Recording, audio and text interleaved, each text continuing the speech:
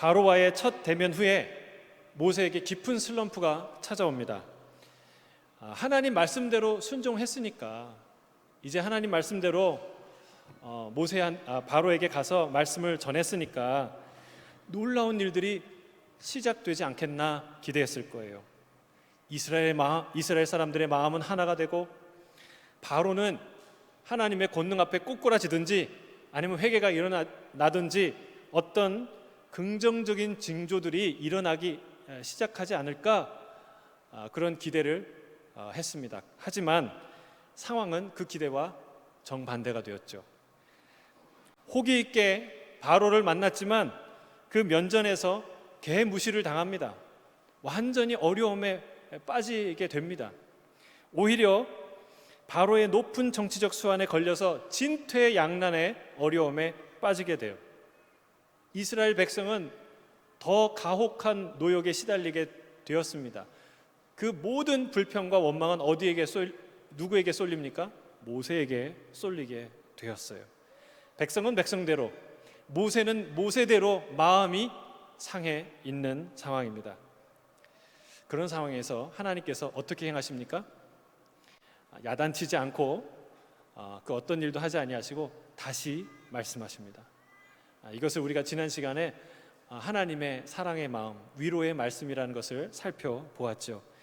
하나님께서 모세에게 다시 명하십니다. 오늘 본문 28절 29절이에요. 같이 다시 한번 읽어볼까요? 28절 29절 시작.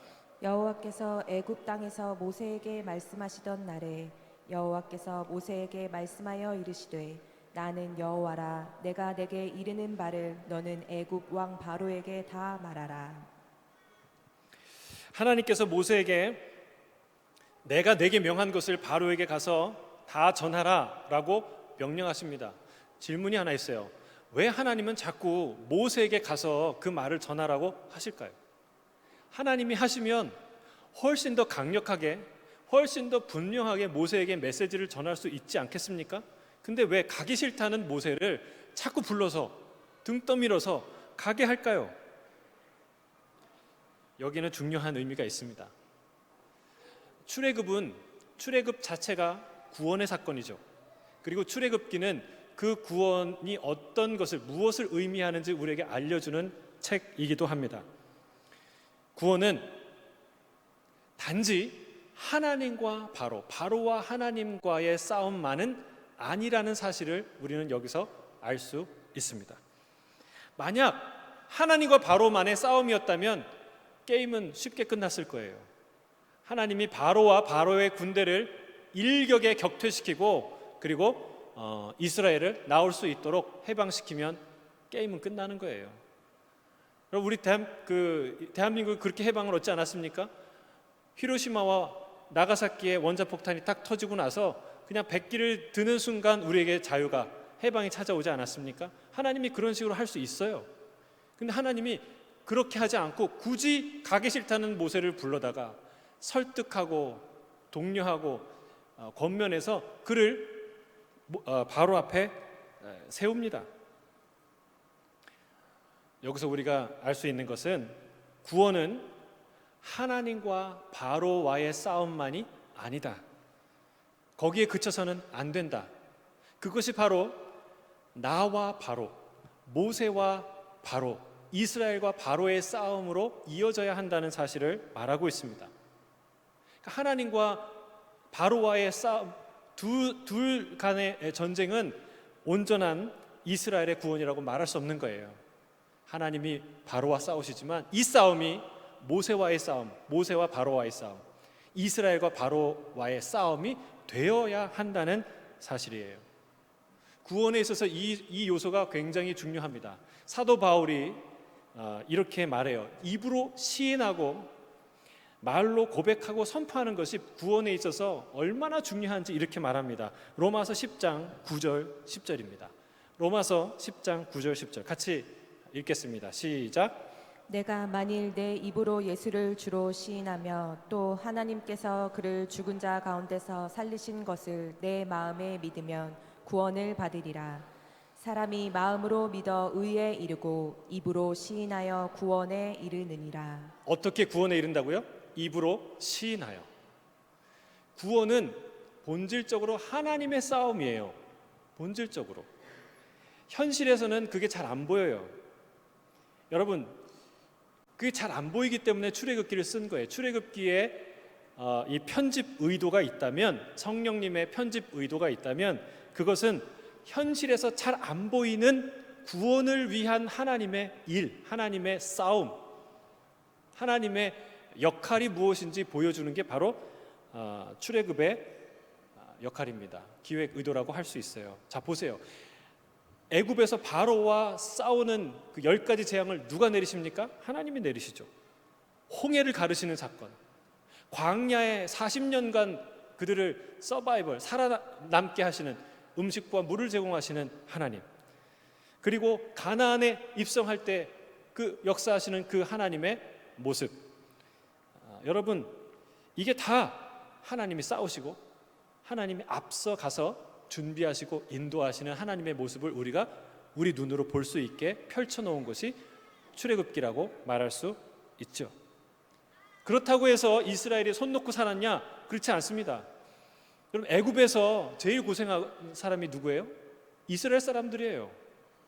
정말 가혹한 고역을 온몸으로 감당했던 사람들이 이스라엘 사람이었어요. 광야에서는 쉬웠나요? 광야에 40년간 광야에서 생존하는 것이 쉬운 일인가요? 아니에요. 치열하게 살았던 거예요. 그럼 가나안 정복 전쟁은 그냥 가는 곳마다 문이 열렸나요? 아닙니다.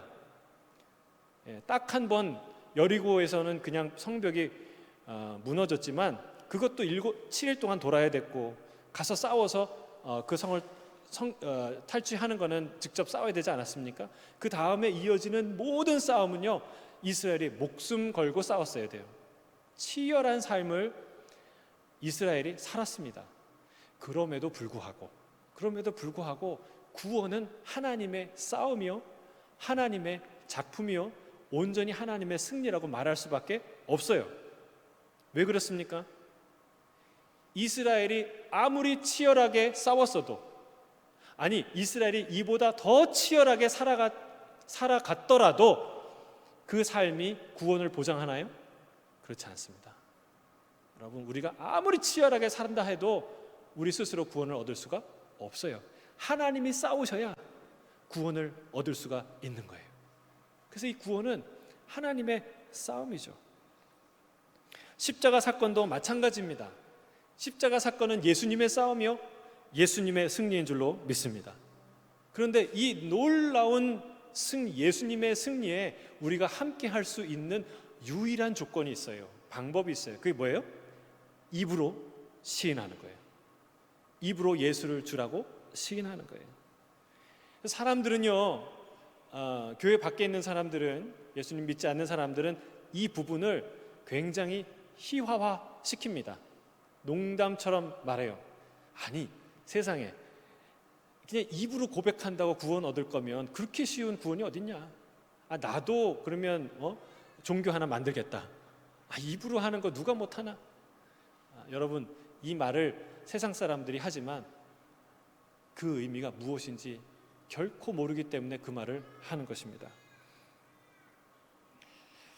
여러분, 예수님의 승리가 내 승리가 되기 위해 입으로 고백하는 것만큼 중요한 일이 없어요. 물론 입으로만 예수를 주로 고백하는 사람이 있어요. 그 사람은 구원과 거리가 먼 사람이에요. 마치 이거는 이런 거예요. 바로에게 가서 이 말을 전해라. 내 백성을 보내라. 그들이 광야에서 나를 예배할 것이다. 이 말을 바로에게 전하라라고 했는데, 여러분, 이 말을 전하는 게 쉽습니까? 어렵습니까? 가서 영어로 얘기해라. 잘 모르는 일본어로, 중국어로, 인도네시아어로, 캄보디아어로 얘기해라. 그러셨어요? 아니에요.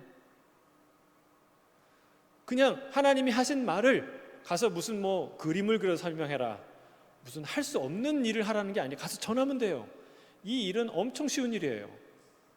중요한 것은 바로 앞에서 그 얘기를 하는 게 어려운 거죠. 근데 하나님이 가서 그 얘기를 전하라 그러니까 친구한테 가서 전해요. 가족한테 가서 전해요.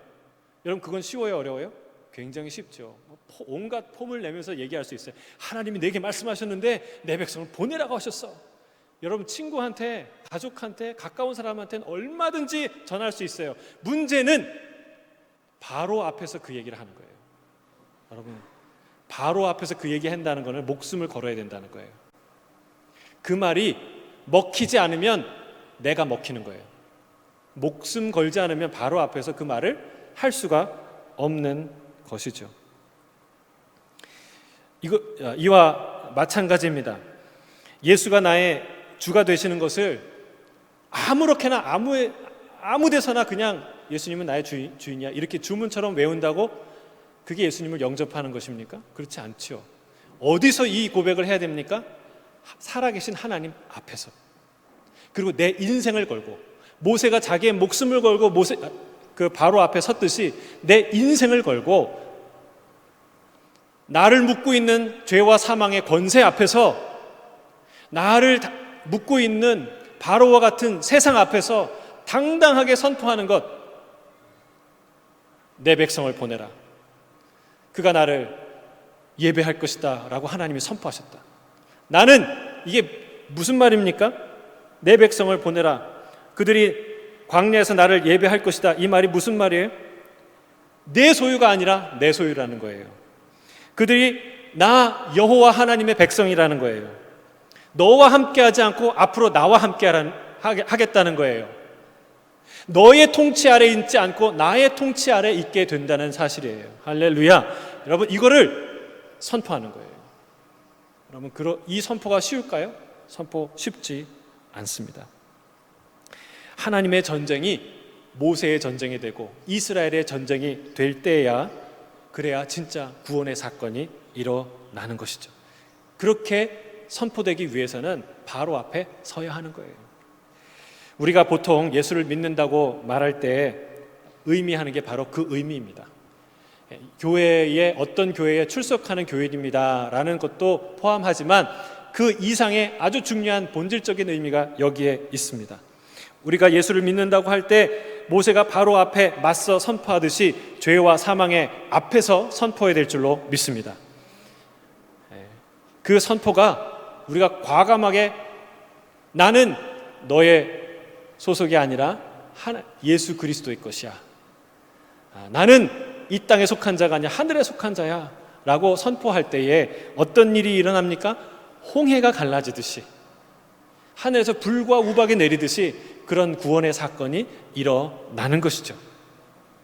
할렐루야. 여러분, 이거를 로마서 8장 1절 2절에 이렇게 고백하는 거예요. 어떤 사건이 일어나느냐 같이 읽고, 또 암송하실 수 있는 분은 암송 같이 해보겠습니다. 로마서 8장 1절 2절 시작. 그러므로 이제 그리스도 예수 안에 있는 자에게는 결코 정죄함이 없나니 이는 그리스도 예수 안에 있는 생명의 성령의 법이 죄와 사망의 법에서 너를 해방하였습니다. 할렐루야.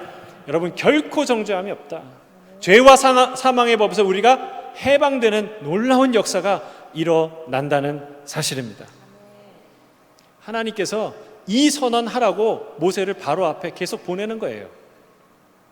이스라엘 자신의 입술로 나는 바로의 백성이 아니라 하나님의 백성이요, 바로의 통치가 아니라 하나님의 통치를 받는 백성입니다 라고 고백하게 만드는 거예요. 그걸 선언하라는 것이죠. 여러분, 이 선언이 가져올 인생의 변화는 너무 놀라운 거예요. 위대한 거예요. 오늘 본문에 뭐라고 표현하냐면, 내가 너로 바로에게 신과 같은 존재, 신과 같이 되게 하겠다 말씀하세요. 아니, 신과 같이 되게 하였다라고 과거형으로 말씀하세요. 여러분, 하나님이 작정하시면 이미 현실이에요. 그게 우리의 미래예요. 할렐루야. 하나님이 우리를 내가 세상에 속한 자가 아니라 하나님께 속한 자로 선포하는 순간에 어떤 일이 일어나요?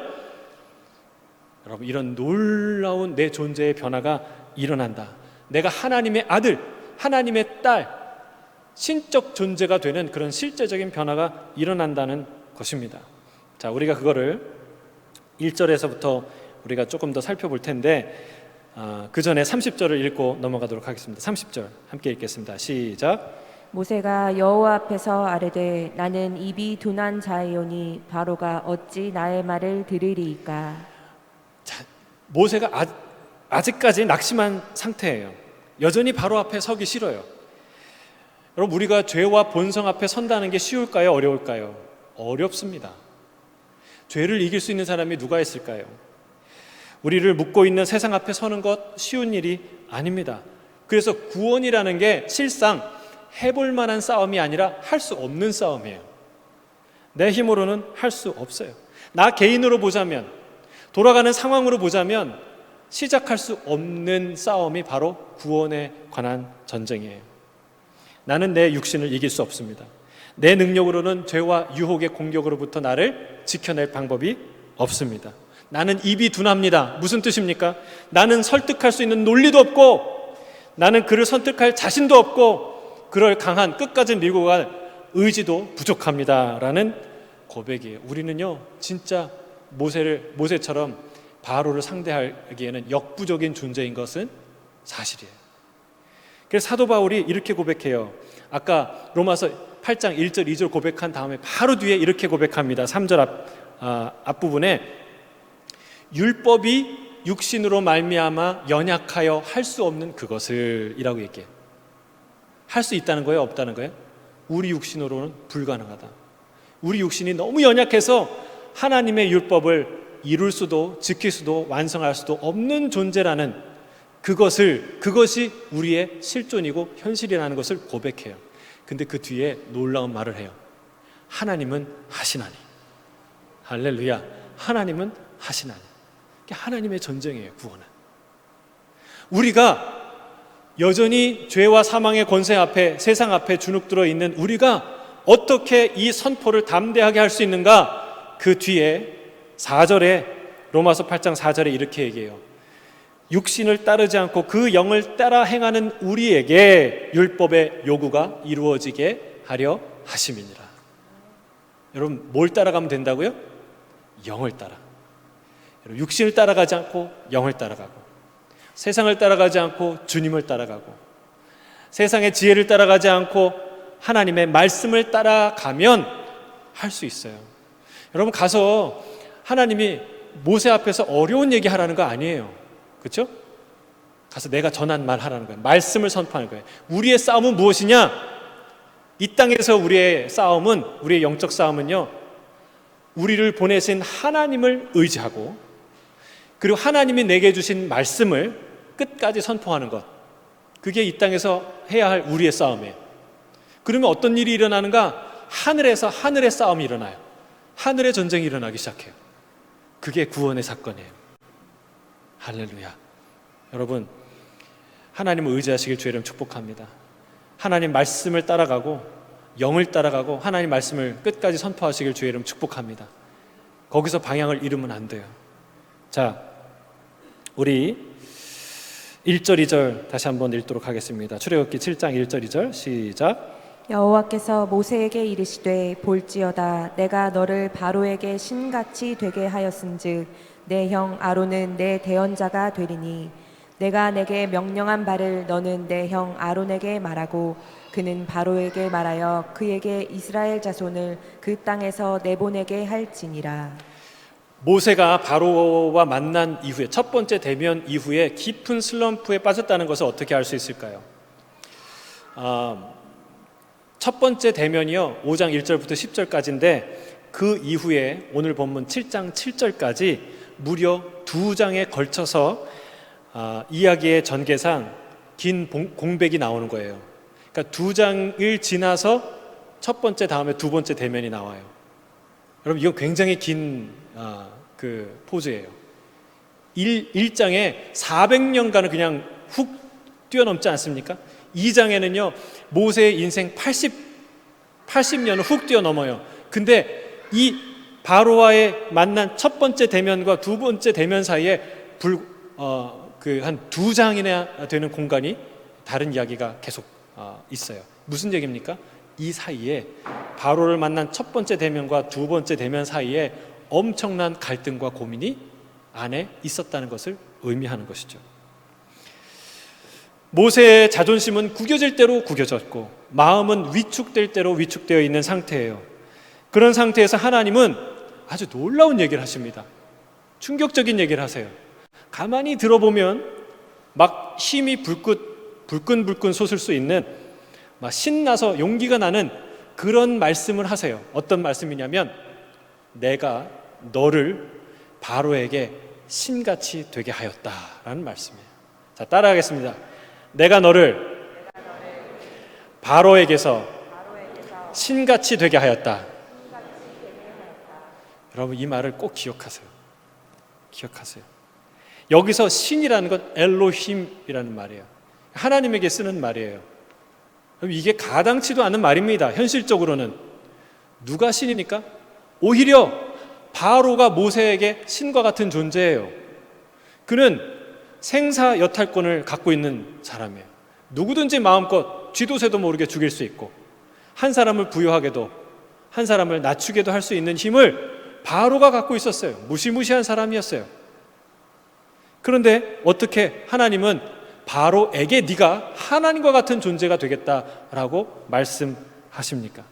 그런데 이 말은요, 과장이 아니라 실제였습니다. 실제.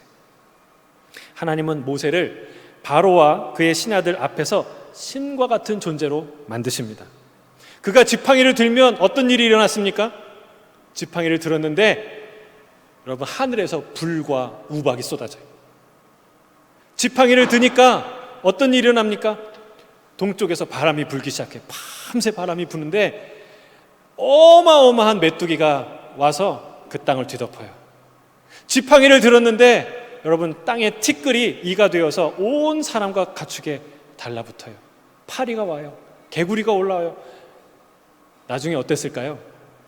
이건 제 상상인데, 모세가 이렇게 가다가 지팡이를 한번 이렇게 들기만 해도 오금이 저렸을 거예요.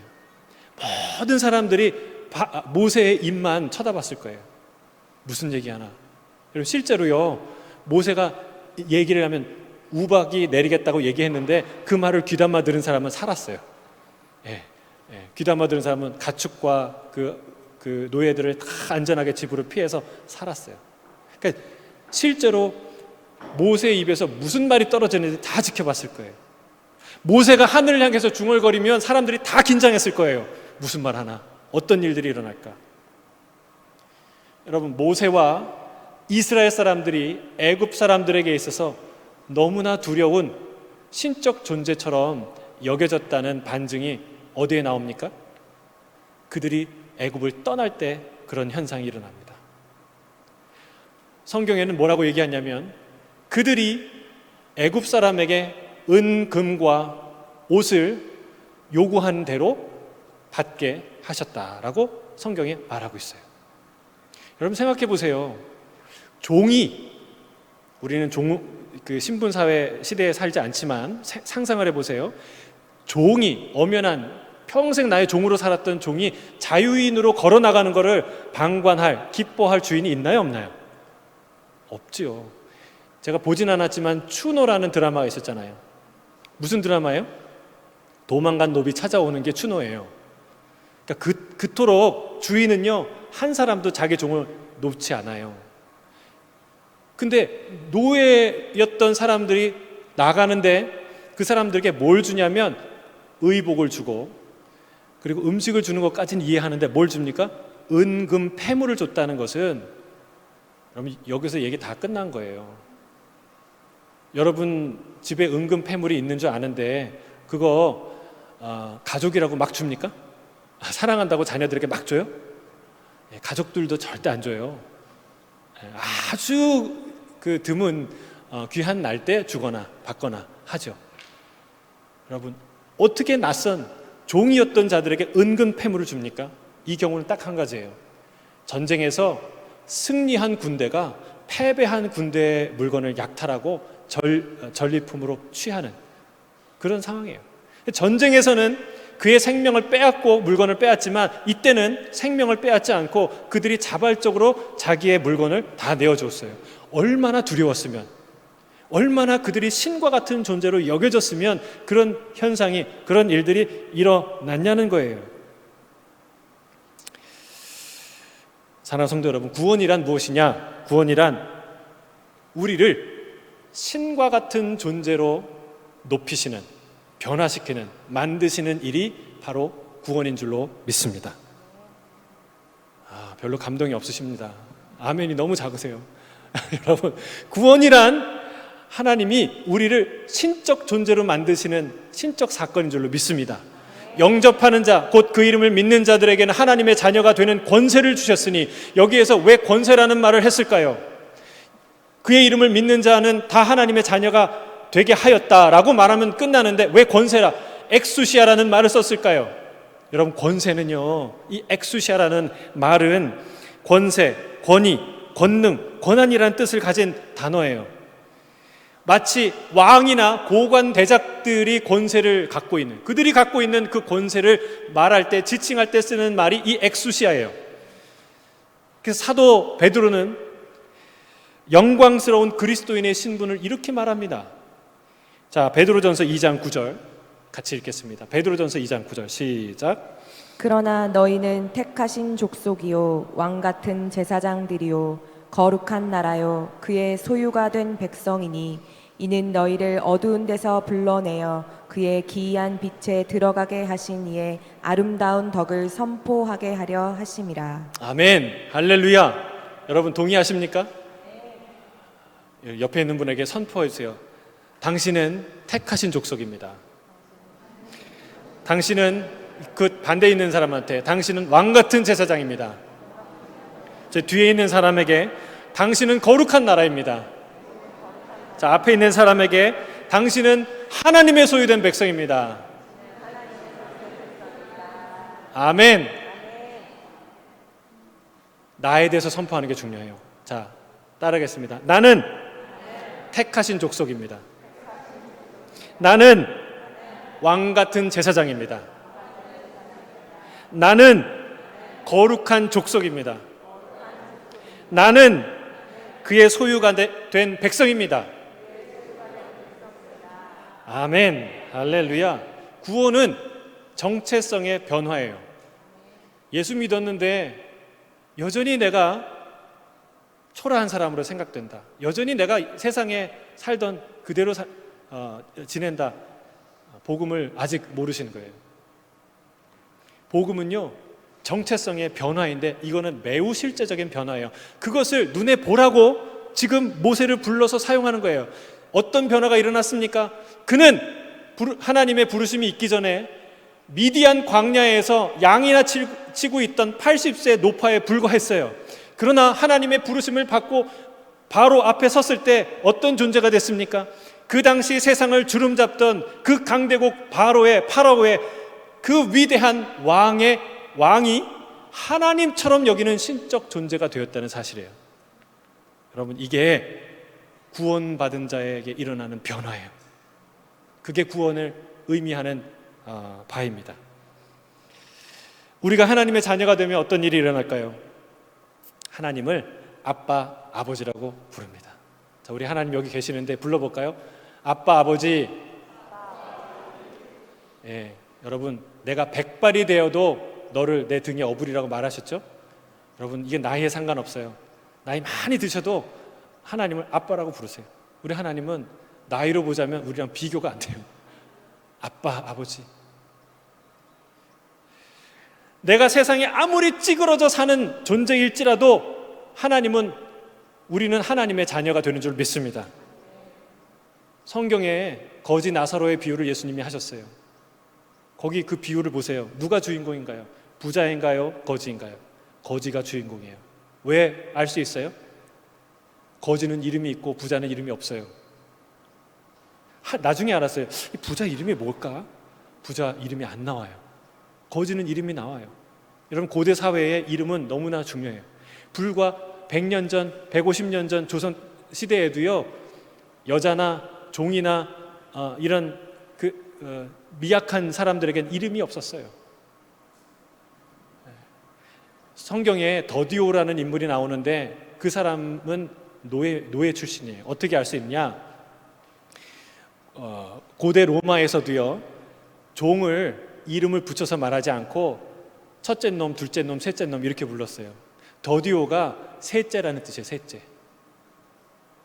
근데 이 종이 예수님 믿고 그리스도인이 됐어요. 그가 어떤 사람이 됐습니까? 저 위대한 로마서를 대필하는 위대한 하나님의 사역자가 되었어요. 성경을 보면 이런 일들이 실제로 일어나요. 로마서 16장에 보면은 그 앞부분에 27명, 8명이 되는 동역자의 이름이 쫙 나오는데 그 중에 여자가 몇 명인 줄 아세요? 여자가 9명, 10명이에요. 이게 우리 시대야 가능한 일이지만 여러분 불가능한 일이에요. 로마 시대에는 제가 어떤 설교 들어보니까